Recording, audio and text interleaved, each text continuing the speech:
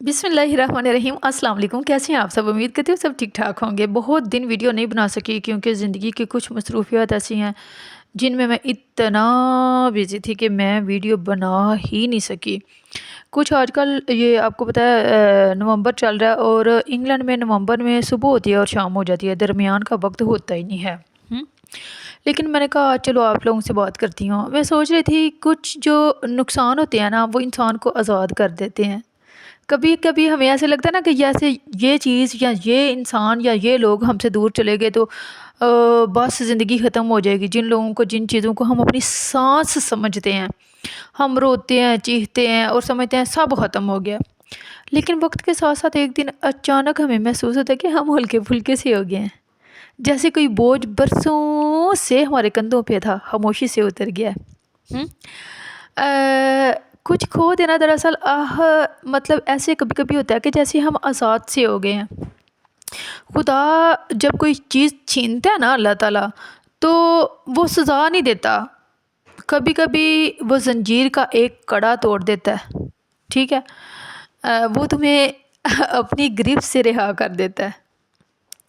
और हम अक्सर इन लोगों से, इन चीज़ों से, उन रिश्तों से चिमटे रहते हैं जो कब से अंदर से रुखसत हो चुके होते हैं। वो यादां भी हो सकती हैं, रिश्ते भी हो सकते हैं, ख्वाब भी हो सकते हैं, कुछ खौफ भी होंगे ने। हम समझते हैं उनके बिना हम ख़त्म हो जाएंगे, मगर हकीकत पता है क्या होती है? उनके साथ रह कर हम खुद से दूर हो चुके होते हैं ना। अपने आप का पता नहीं होता, बस लोगों को राज़ी करन च लगे हमने हैं।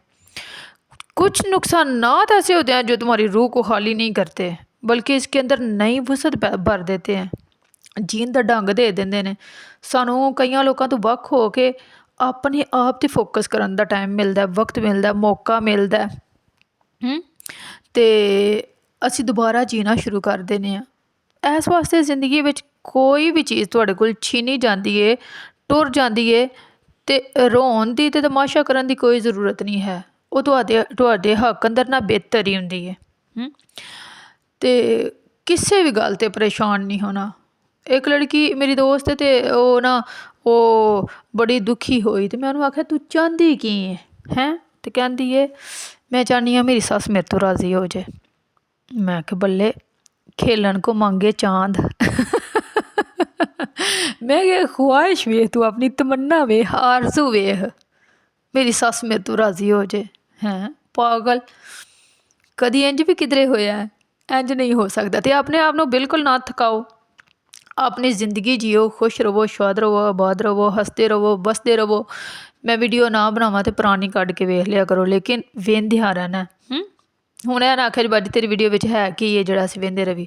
कोई गल नहीं, अज नहीं तो कल परफेक्ट हो ही जाएगी। अपना बहुत सा ख्याल रखना, मुझे दुआओं भी याद रखना। ओके, अल्लाह हाफिज़ एंड अस्सलामु अलैकुम। जहाँ रहो खुश रहो, शाद रहो, आबाद रहो, हंसते रहो, बसते रहो और मेरी वीडियो के साथ जुड़े रहो। मेरी वीडियो के साथ जुड़े रहने के लिए आपको मेरा चैनल सब्सक्राइब करना पड़ेगा। इसके कोई पैसे नहीं लगते, करके देख लो, आपसे कह रही हूँ। हाँ जी, करके देखो, पैसे नहीं लगेंगे, बिल्कुल फ्री है, ठीक है।